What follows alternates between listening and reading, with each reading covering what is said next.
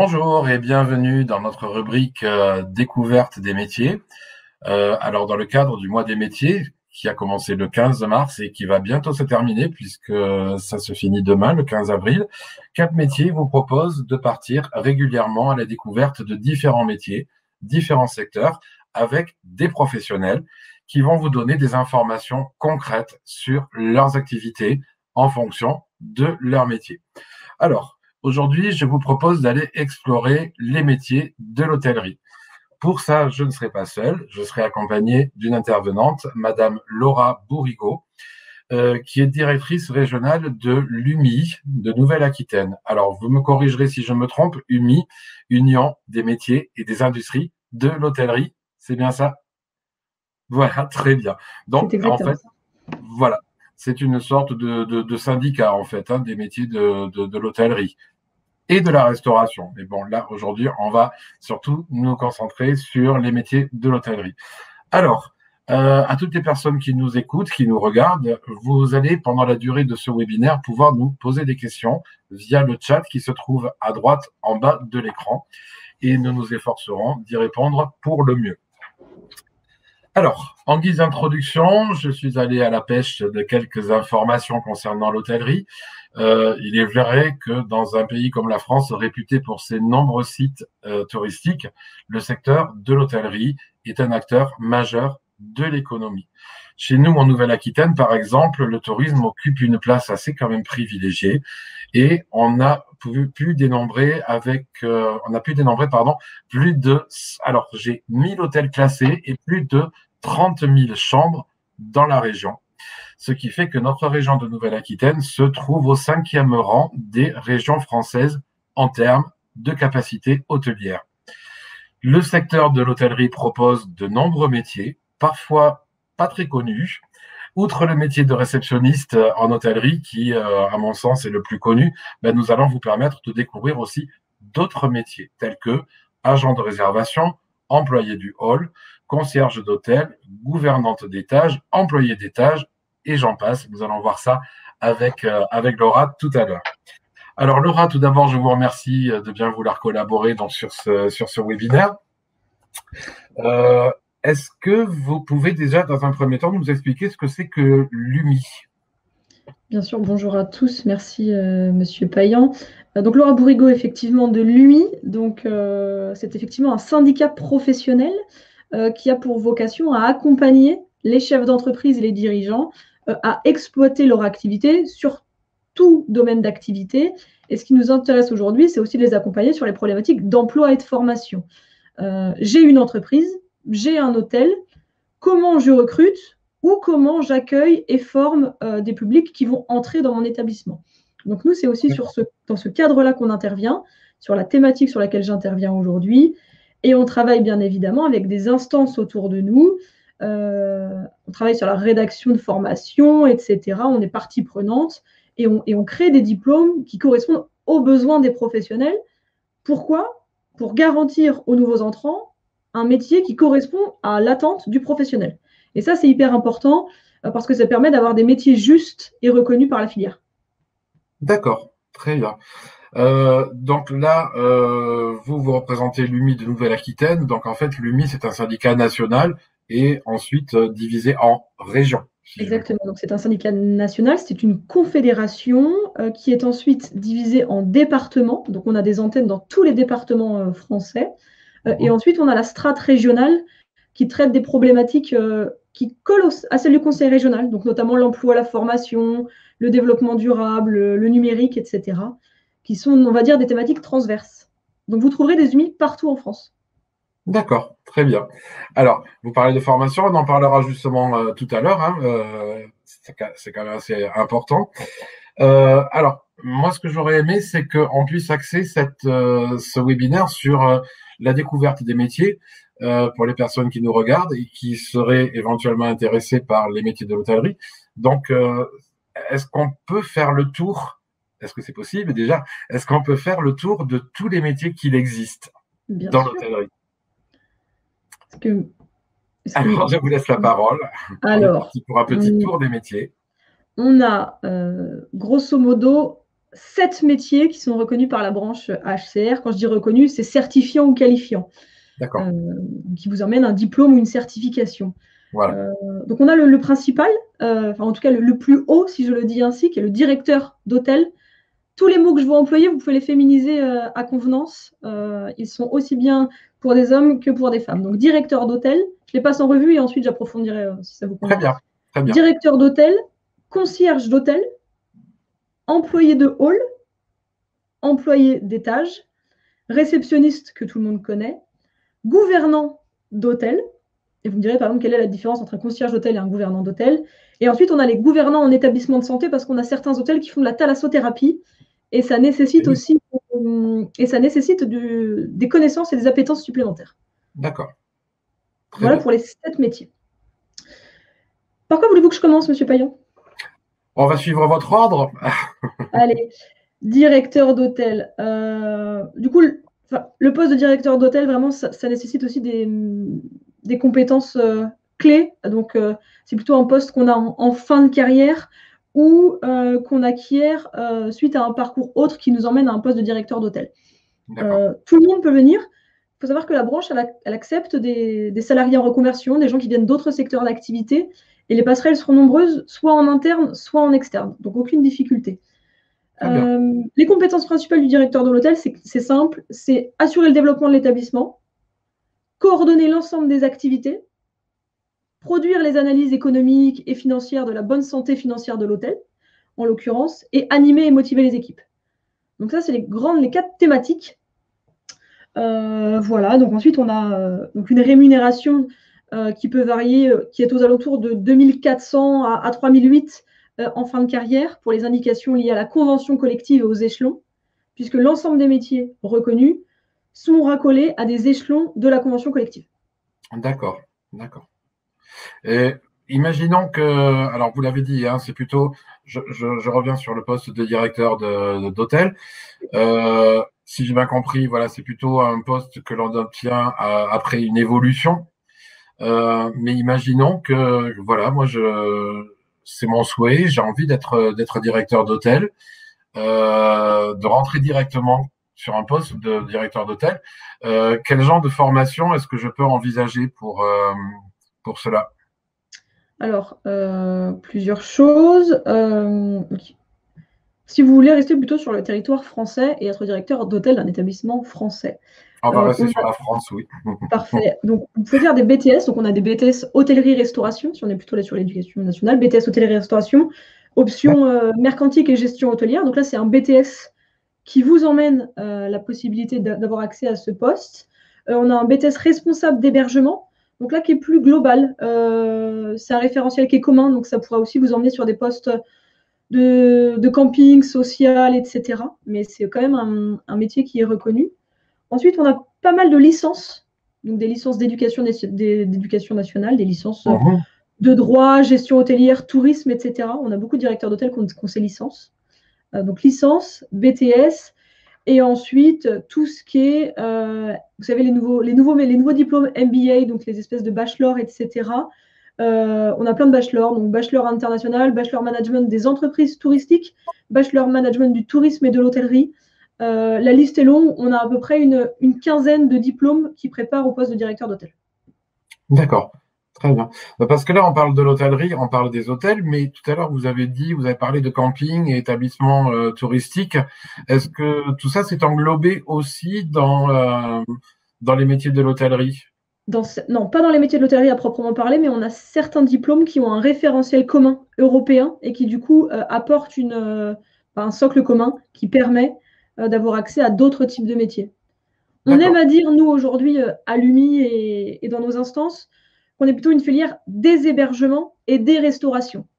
Parce qu'en fait, on se rend compte que les publics, entre la restauration rapide, la restauration traditionnelle, être réceptionniste en camping, être réceptionniste à l'hôtel, finalement, il y a oui. beaucoup de choses communes.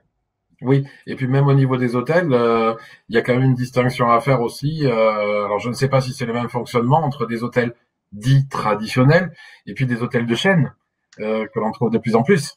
Effectivement. Alors, ce sera les mêmes diplômes, bien évidemment, parce qu'on D'accord. ne fait pas de différence en fonction des établissements. On a certains maintenant, avec la réforme de l'apprentissage, mais je ne rentrerai pas dans les détails aujourd'hui, on a certains, le groupe Accor par exemple, qui réfléchit à un CFA d'entreprise. Donc là, effectivement, qui formera aux spécificités du groupe Accor. Le groupe Accor, c'est un grand groupe hôtelier pour ceux qui ne le sauraient pas. Et donc, le socle est commun. Par contre, effectivement, travailler chez un indépendant ou travailler dans un groupe franchisé va nécessiter des compétences peut-être sur des outils, des logiciels supplémentaires.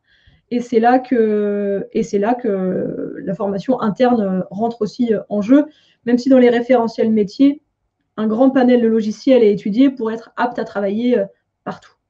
D'accord. Très bien. Alors ensuite, donc voilà, on a vu donc le métier de directeur d'hôtel. Concierge. Allez. Allez. Qu'est-ce que c'est que ce métier, concierge? Parce que là. Alors, concierge, c'est assez simple. C'est réserver un accueil de choix. Donc, quand je dis un accueil de choix, c'est le plus bel accueil aux clients et en toutes circonstances. Donc, ça nécessite beaucoup de compétences, mais aussi beaucoup de savoir-vivre, savoir-être et savoir-faire. Ça nécessite de sentir le petit besoin du client. Donc, voilà le rôle du concierge. Le concierge, c'est celui que vous allez pouvoir trouver à l'accueil ou à la réception d'un hôtel et qui va accueillir le client et qui va répondre à ses besoins. Exemple, j'aurais besoin d'un taxi pour aller à la gare. J'aimerais pouvoir dîner dans ma chambre d'hôtel en cette période Covid. J'aimerais pouvoir dîner quelque chose de sympathique dans ma chambre d'hôtel. Qu'est-ce que vous me conseillez? Voilà le rôle du concierge. Et ensuite, bien évidemment, il y a toute la supervision de ce qui se passe dans l'hôtel, hors Covid, bien évidemment, mais la gestion des plannings des événements, des réservations de spectacles, des conseils d'information touristique, de management aussi, parce qu'il coordonne les employés de hall, et on le verra juste après, pour que tout le monde travaille ensemble dans le même but. Donc voilà le rôle du concierge. D'accord. Mais ça s'apparente quand même au métier de réceptionniste. Où est-ce qu'il y a une différence? Parce que d'après ce que vous dites, alors, vous le verrez, typiquement, si on prend une compétence clé, le concierge est plutôt orienté plaisir du client. Et le réceptionniste va vraiment être sur les check-in, les check-out, c'est-à-dire je vous accueille, votre réservation, votre nom, je vulgarise volontairement pour que ce soit le plus clair. Votre nom, je vous donne votre clé, etc. Faire toutes les saisies logicielles, réservations, etc. Ça, c'est plutôt du ressort du réceptionniste. D'accord. Gestion des plannings, etc. Faire le lien avec les collègues de nuit, etc. pour être sûr que le client qui est bien arrivé la veille reparte bien le matin et que mon collègue qui me remplace soit au courant qu'il est bien arrivé et qu'il doit repartir. Et le concierge, plutôt du coup sur de l'animation, de la formation, etc. Donc, il est possible de trouver les deux dans un hôtel, et le concierge et le réceptionniste. Exactement. Vous allez trouver des concierges dans des établissements plus, alors j'aime pas ce mot, mais plus conséquents. Oui, d'accord. Avec plus de chambres ou avec une clientèle soit européenne ou internationale. D'accord. Et on va les trouver plutôt dans l'hôtellerie traditionnelle que dans les hôtels l'hôtellerie de chaîne, je suppose. Les deux. Les deux, d'accord. Si vous allez au Pullman, par exemple, groupe Accor, plus haut standing, vous trouverez des concierges. Et chez des grands hôteliers indépendants, Palace ou 5 étoiles, vous trouverez des concierges aussi. D'accord, très bien. Ce qu'il faut savoir, c'est que le concierge, en fait, il facilite aussi les relations entre le client et les différents services de l'hôtel. Exemple, le concierge, par exemple, on parlait du employé de hall, est-ce que vous avez des bagages à monter dans votre chambre? Le concierge va s'assurer que ce soit bien fait, que ça fasse plaisir au client. D'accord. Voilà. Très bien. Voilà pour ça. Et là, donc, quelle est la formation ou quelles sont les formations qui peuvent amener à ce métier de concierge? 3 formations. Apprenti concierge, bachelor en management événementiel, restauration et de facilities. Donc, facilities, c'est tout ce qu'on expliquait sur. J'essaye de tout faire en français parce que dans l'hôtellerie, malheureusement, on utilise beaucoup de verbatim anglais. Et ensuite, concierge de grand hôtel international. Et là, c'est effectivement pour des hôtels beaucoup plus conséquents. Il faut savoir que ce métier de concierge d'hôtel, il apporte plein de possibilités d'évolution. Voilà, ça peut être gouvernant d'hôtel, réceptionniste, on en parlait. Et ensuite, voilà, ça peut aussi être un vecteur d'évolution quand on est sur des métiers qui peuvent être en deçà. On a par exemple des barman ou des serveurs ou des employés de restauration qui peuvent vouloir devenir concierge. Parce qu'ils ont appris cette notion de la relation client et veulent la mettre à profit. D'accord. Donc voilà, relation client, si on parle en termes de qualité qu'il faut pour accéder à ce métier, je pense que le relationnel est Exactement. quand même voilà, a de l'importance. Le relationnel, les langues, la langue étrangère bien évidemment, puisqu'il faut pouvoir parler anglais, espagnol en fonction du territoire sur lequel vous allez travailler. Mais- Et ensuite, effectivement, être très très bien organisé et très rigoureux, D'accord, d'accord. essentiellement. Ça implique justement, vous faites bien de parler des langues étrangères en fonction, bien entendu, du secteur. Ça implique d'avoir des notions ou d'être vraiment plus qu'au point au niveau linguistique. Alors, ça va dépendre du type d'hôtel, euh, mais effectivement, quand on est sur un hôtel international ou de luxe, il faudra avoir plus que des notions. Mais si on est dans un hôtel avec une clientèle française, seulement des notions en anglais ou en espagnol peuvent suffire. D'accord. Si on est à Bordeaux, typiquement, et qu'on a une clientèle d'Espagnols, c'est Oui. bien d'avoir un langage de base en espagnol pour pouvoir conseiller, appeler un taxi, enfin les conseiller sur le taxi, où est-ce qu'on déjeune, etc. C'est les éléments du discours de base. D'accord. Bon, ce sont les deux langues prédominantes sur notre territoire de la Nouvelle-Aquitaine. Peut-être rajouter l'allemand aussi. L'allemand et de plus en plus la langue asiatique, le chinois ou le japonais, enfin le mandarin, pardon. D'accord. Mais là, effectivement, on est plutôt sur de l'hôtellerie de luxe. Oui. Ah oui. Très bien. Donc alors, on a parlé du métier de directeur d'hôtel. On vient de parler donc du métier de concierge. Si on poursuivait. Employé de hall. Alors là, Allez. employé de hall, on est vraiment sur une particularité, on est souvent sur les hôtels de luxe, hôtel 4, 5 étoiles du Palace. D'accord. Euh, Vous les avez tous vus dans les films ou peut-être déjà vus en vrai. L'employé de hall, si on vulgarise, on peut l'appeler bagagiste, groom, chasseur, portier. C'est les gens qui vous accueillent à votre arrivée et ensuite que vous ne voyez plus, qui vous ouvrent la porte, qui prennent vos bagages, qui les montent en chambre, qui appuient sur le bouton de l'ascenseur. Je caricature. Mais ce sont ces gens-là et ça nécessite des vraies compétences, d'adapter son comportement et son langage diversifié en fonction de la clientèle, bien évidemment, d'identifier les demandes, de les comprendre et d'y répondre. C'est bien mieux quand on y répond. D'être attentif, vigilant et voilà, d'avoir une bonne connaissance de l'établissement. D'accord. C'est pas un peu ça donne pas une image un peu péjorative ce métier est-ce que Non, justement parce qu'on est vraiment sur une vraie valeur ajoutée. C'est la vraie plus-value de l'hôtel, c'est le vrai service client attendu. Quelle est la différence entre dormir dans un gîte ou dans un Airbnb où je dois porter mes bagages, tout faire tout seul, rentrer ma porte de clé, ou ne rien avoir à faire une fois que j'ai posé la voiture devant l'hôtel. Hmm, Donc du coup, c'est des vrais métiers qui sont valorisés et reconnus par la filière et surtout reconnus par les clients. C'est pas du tout un métier qui a mauvaise presse, si je puis dire. C'est un métier avec beaucoup de relationnel qui nécessite beaucoup de connaissances aussi sur les aspects de sécurité, santé, etc. Donc c'est un chouette métier. d'accord.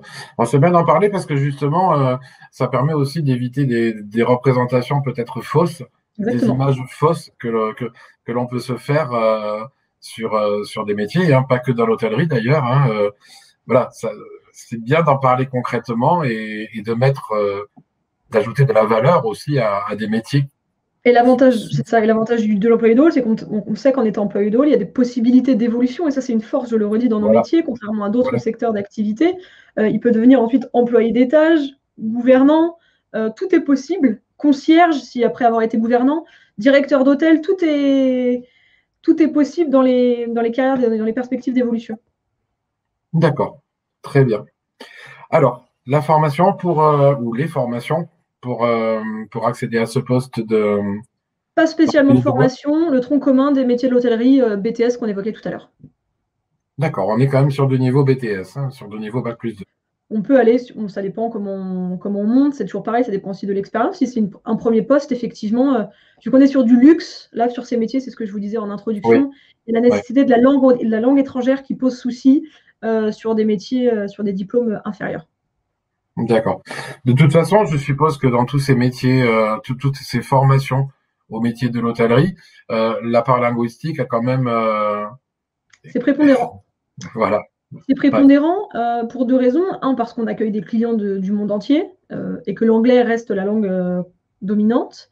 Et ensuite, parce que accepter de travailler dans l'hôtellerie, ça ouvre aussi des portes pour travailler à l'international, en Europe, etc. Et que donc, c'est plus facile d'évoluer en parlant l'anglais. Donc, il y a deux choses, un pour évoluer et deux pour répondre aux besoins des clients. très bien. Alors, donc, on change de métier, on passe à un autre.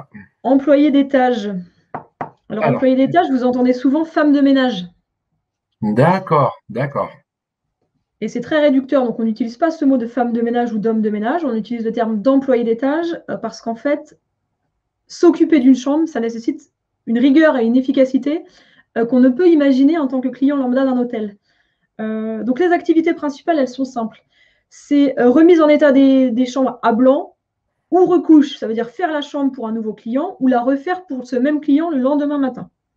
Donc d'accord. faire à blanc ou la recouche, réapprovisionner les chambres en produits d'accueil, shampoing, etc., etc. Contrôle de l'état des équipements. Et là, ça nécessite de savoir travailler en équipe. C'est-à-dire que si je constate que le lampadaire ne fonctionne plus, qu'une latte du lit est cassée, il faut que je le fasse savoir au gouvernant ou à la personne au-dessus de moi pour que les équipes puissent intervenir pour remettre la chambre en état. Et ensuite, on a souvent des employés d'étage qui s'occupent aussi du petit déjeuner, du buffet ou en chambre en ce moment, malheureusement. Donc, on a aussi cette partie liée à l'alimentation, petit déjeuner ou repas à table, etc. Donc, on est sur ces 4 activités principales dans le métier d'employé d'étage. D'accord. Donc c'est vrai qu'effectivement, on est loin de cette représentation un peu, un peu qui a pas très mauvaise, qui a pas très bonne image de marque en fait. Hein. Voilà, on est effectivement loin du terme de femme de ménage qui peut paraître un peu péjoratif de toute façon. Exactement. Exactement, exactement. Et donc là, on s'y prépare par deux types de formations, soit l'agent d'hôtellerie, soit le CAP service hôtelier. Mhm. Euh, et il faut savoir que tous les métiers que je vous présente tout à l'heure, depuis tout à l'heure, ils sont aussi éligibles à ce qu'on appelle le CQP, donc certification de qualification professionnelle, D'accord. et donc reconnu par la branche. Et donc toute personne qui souhaite intégrer le secteur de l'hôtellerie peut soit valider ses compétences par un CQP, certificat de qualification professionnelle, ou passer un CQP par le cadre des offres de formation du conseil régional ou autres, via Pôle emploi, etc. Et donc tout le monde peut intégrer en fait nos métiers, parce qu'on a des CQP, par exemple, on a un CQP employé d'étage. Ah ouais, d'accord. Donc aussi, tout public tout public peut intégrer nos métiers avec ou sans formation initiale. D'accord, c'est important de le signaler, effectivement. Je reviens sur ce métier d'employé de hall. Les employés de hall travaillent à partir d'un cahier des charges bien précis et doivent tenir aussi à jour un cahier des charges. Exactement.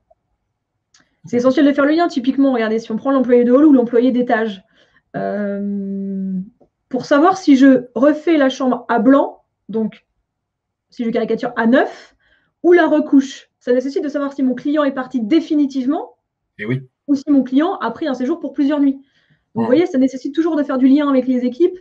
Et c'est là que le rôle du réceptionniste est aussi hyper important, on le disait tout à l'heure. L'hôtellerie, c'est un vrai travail d'équipe. Donc, il faut aussi se dire que quand on travaille dans l'hôtellerie, on travaille en équipe.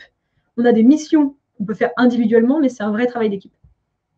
D'accord. Ce qui fait que ce cahier des charges, en fait, va passer du réceptionniste, en fait, à tout le personnel d'employés d'étage. Exactement. Donc, quand on a D'accord. des gouvernants, c'est les gouvernants qui s'assurent de la bonne relation entre toutes ces équipes. Et quand on n'en a pas, eh bien, c'est le réceptionniste ou la chef employée d'étage. Mhm. D'accord. Ça dépend des structures. Il faut savoir être aussi beaucoup polyvalent en fonction du type d'établissement. Si on est dans un établissement, par exemple, 2 étoiles indépendant, ça nécessitera beaucoup plus de polyvalence que si on est concierge d'un établissement 4 étoiles. D'accord. Très bien. Ce métier d'employé d'étage, c'est un métier physique, non, je suppose. C'est très physique. Excusez-moi, je sais pas si ça s'entend. Si, si, je vous entends très bien. Oui, C'est très physique, effectivement. Alors aujourd'hui, on a plein de choses qui sont mises en place pour la santé et la sécurité de nos salariés. On travaille d'ailleurs et on est conventionné avec la CARSAT. Donc la CARSAT, c'est, je caricature, mais c'est la protection des salariés, ou en tout cas la mise oui, en place d'actions qui permettent de faciliter. Donc, on a des établissements, par exemple, qui sont équipés en dessous les lits de monte-lits pour que l'employé d'étage puisse faire le lit à niveau et ne pas avoir besoin de se baisser toute la journée. On apprend dans les formations, CQP, etc., la notion de geste et posture. Comment je m'accroupis, comment je me baisse. Je ne monte pas sur une chaise pour aller remettre le rideau. Voilà, tout ça, c'est des choses qu'on voit et qu'on travaille. Et donc, du coup, les entrants dans nos métiers sont formés à ça, bien évidemment, pour éviter les problèmes physiques. Ben oui, Parce les qu'effectivement, c'est un problèmes. métier physique. Ouais. Oui, oui, oui. C'est important déjà d'apprendre ces gestes et postures voilà, pour éviter les problèmes de santé et de santé physique, effectivement. Donc, c'est bien si tout ça, ça fait partie du programme de formation. Exactement. OK. Est-ce qu'on trouve on est en 2021, les métiers hommes, les métiers femmes, on en a parlé tout à l'heure, hein, vous avez dit que voilà, on pouvait tout mettre au masculin et au féminin, et tant mieux. Au niveau des employés d'étage, est-ce qu'on peut trouver aussi alors notre représentation fait qu'on va imaginer que c'est surtout un métier féminin, mais est-ce qu'on peut aussi, en tant qu'homme, envisager ce genre de métier? Exactement. Dans les fiches métiers que là je ne vous présente pas, mais qu'on pourra retrouver, je vous dirai après sur quel site vous pouvez retrouver l'ensemble des éléments pour ceux qui sont intéressés. On Oui. l'indique même sur la fiche métier parce qu'effectivement, beaucoup de gens ont cette représentation. Ce métier est ouvert aussi bien aux hommes qu'aux femmes. Alors effectivement, on va retrouver une prépondérance de femmes. On n'a pas de chiffres à jour actualisés, mais sur les derniers chiffres qu'on devait avoir de 2017, on était sur 80-20. Ah oui, 80% de femmes, 20% d'hommes. d'accord, d'accord. Bon, donc messieurs, vous voyez, hein, voilà, c'est ouvert, la porte est ouverte. Exactement. Et c'est des diplômes qui sont aussi ouverts à l'apprentissage, bien évidemment. Tous nos métiers sont ouverts quasiment à l'apprentissage. Nos CQP se transforment en titres à finalité professionnelle. Donc, on a aussi des CQP qui se transforment, qu'on peut faire en apprentissage. Il y a vraiment plein de possibilités de formation en fonction de ce que vous aimez. Voilà. Donc, il ne faut pas hésiter à poser les questions et à intégrer la branche. D'accord. À propos d'apprentissage, ça me permet de rebondir. À une époque, qui dit apprentissage, dit donc période en formation et période en entreprise. À une époque où c'est un petit peu difficile dans tous les secteurs de pouvoir trouver une entreprise, puisque c'est la première des choses à faire avant de pouvoir prétendre à faire une formation en apprentissage. Est-ce que dans l'hôtellerie, les responsables hôteliers sont plus ouverts que dans d'autres secteurs à prendre justement des personnes en entreprise? Alors, le secteur de l'hôtellerie et de la restauration, en fait, est historiquement adepte de l'apprentissage. Ça existe depuis toujours. Que ce soit mais dans l'ensemble des hôtels, finalement, de nombreux postes sont ouverts à l'apprentissage. Donc, ça peut être employé d'étage, réceptionniste, employé de hall, et j'en oublie. Mais oui, effectivement, c'est accessible à l'apprentissage. Et on a beaucoup d'établissements, par exemple sur le poste d'employé d'étage ou de réceptionniste, qui accueillent des jeunes, ou des moins jeunes d'ailleurs, en apprentissage dans nos établissements parce qu'il y a une vraie volonté de transmettre, surtout chez nos hôteliers indépendants, de transmission de ce qui se passe dans l'hôtel, des valeurs aussi. Donc effectivement, on est pourvoyeur d'apprentis et d'apprentissage. D'accord. Autant dans l'hôtellerie traditionnelle que dans l'hôtellerie de chaîne, en fait, hein. Exactement, puisque vous voyez, typiquement, on en parlait rapidement tout à l'heure, mais le groupe Accor réfléchit, a ouvert son CFA d'entreprise pour former, du coup, en apprentissage, des jeunes à intégrer à rejoindre le groupe Accor Hôtel. Donc oui, que ce soit des chaînes ou des indépendants, vous pourrez trouver une place en apprentissage.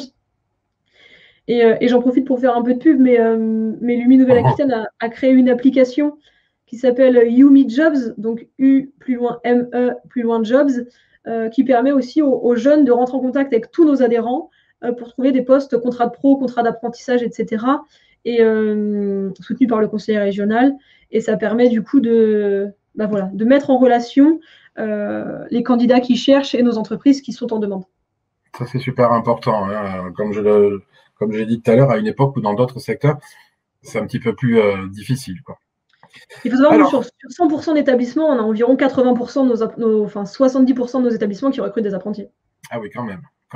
C'est la part prépondérante, c'est prépondérant chez nous. D'accord.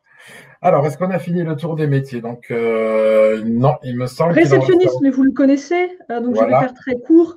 Et on en a parlé tout à l'heure, le réceptionniste, effectivement, doit être organisé, sens de l'accueil, bonne présentation et maîtrise au moins une langue étrangère. Ça, c'est un prérequis. Oui. Voilà, donc c'est l'accueil des clients individuels ou de groupe, gestion des réservations et des comptes clients, et présentation de l'hôtel, bien évidemment. D'accord. Donc, qui peut travailler, si j'ai bien compris, quand c'est le cas, de pair avec le concierge.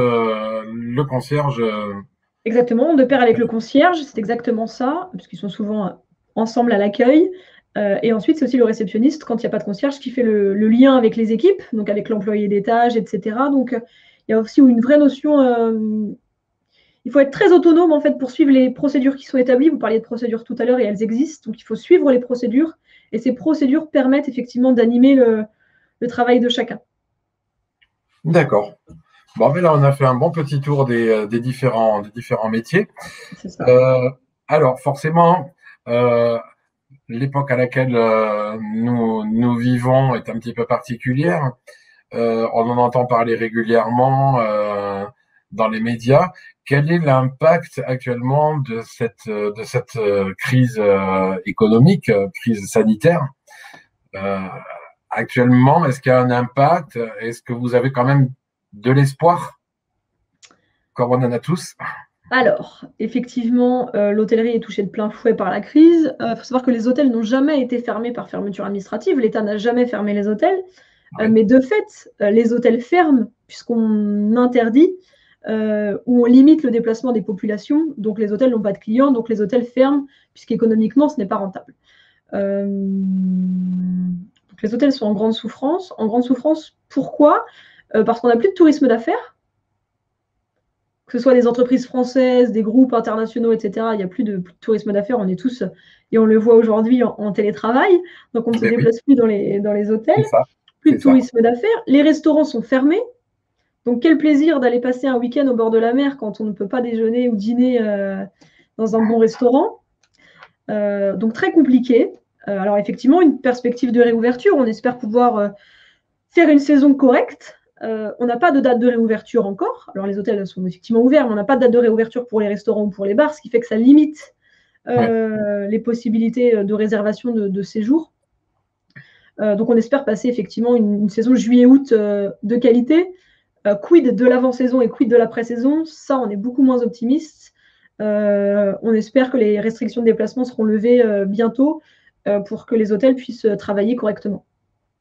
D'accord. Vous voyez, typiquement, les taux de remplissage de nos hôtels, sur les dernières études qu'on a faites, au niveau de la Nouvelle-Aquitaine, ça tourne aux alentours de 10% de taux de remplissage. Donc, autant veut dire que 10%, c'est rien, puisqu'on a des hôtels qui travaillent parce qu'ils accueillent des clients, etc. Donc, eux qui se tournent autour de 40-50%, et puis des hôtels qui sont à zéro.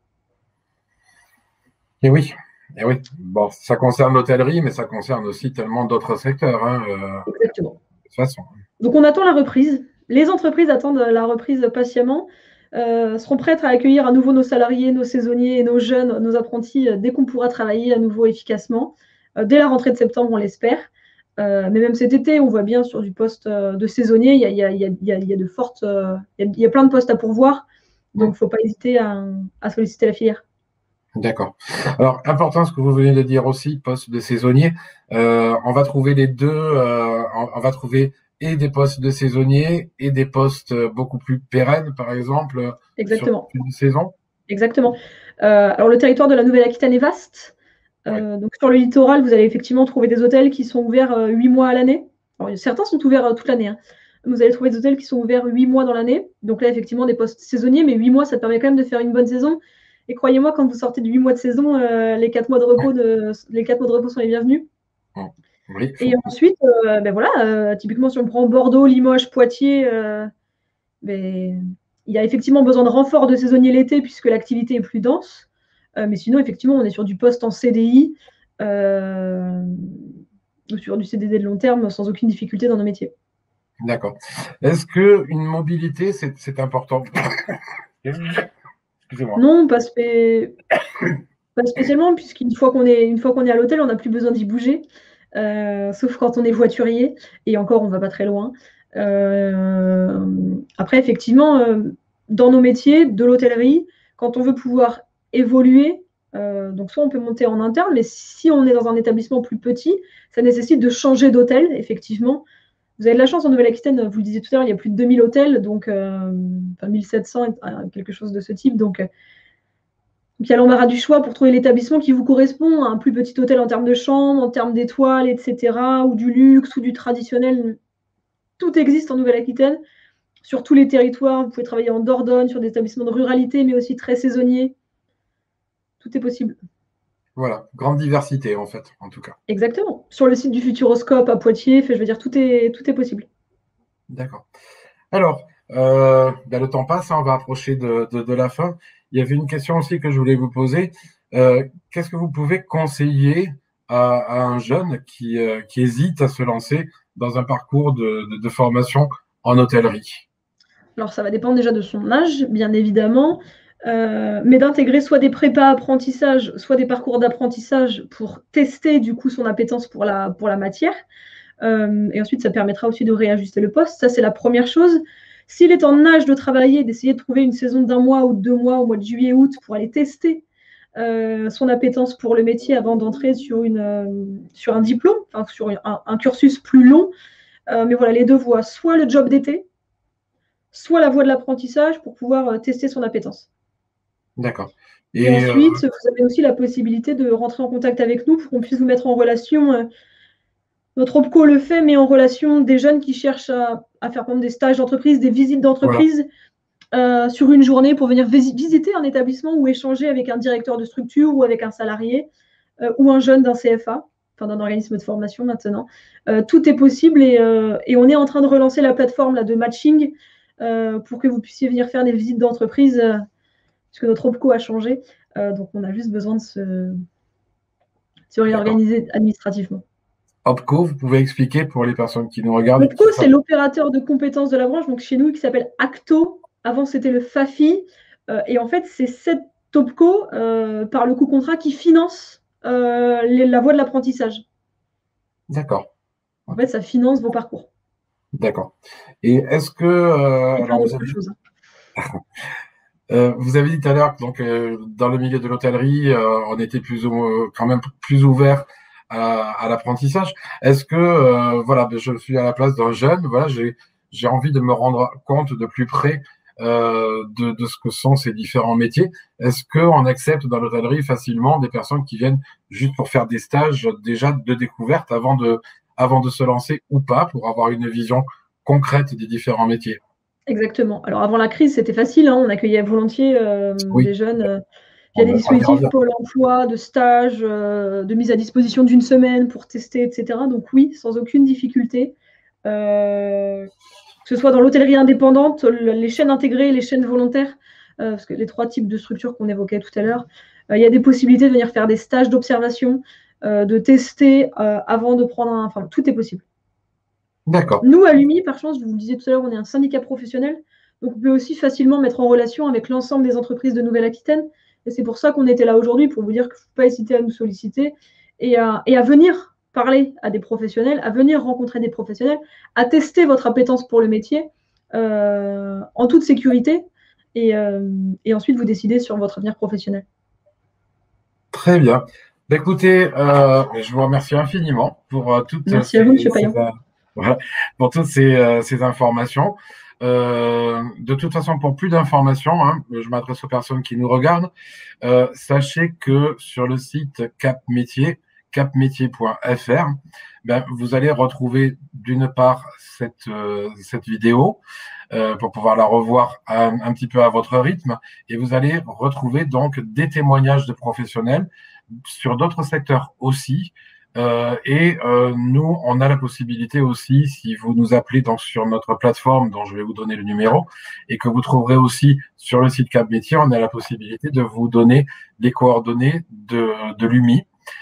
Si vous avez besoin de les contacter, donc pour un stage, pour une recherche d'entreprise, pour un contrat d'apprentissage. Donc voilà, soit vous allez sur le site capmétier.fr, soit vous pouvez aussi nous joindre tous les jours de la semaine sur une plateforme téléphonique que l'on a créée à un numéro vert gratuit au 0800. Vous le voyez, ça s'affiche sur le côté droit de l'écran. 0800 940 166. Vous trouverez donc ces informations-là et nos horaires de réponse par téléphone sur le site Cap Métier. Merci une fois de plus, Madame Bourrigaud. Je vous souhaite bonne continuation. Je vous souhaite bon courage pour traverser cette période difficile. Et puis, on va croiser les doigts très fort. On espère qu'on va retrouver une vie normale et que le secteur de l'hôtellerie, de la restauration, comme tous les autres secteurs, vont pouvoir revivre.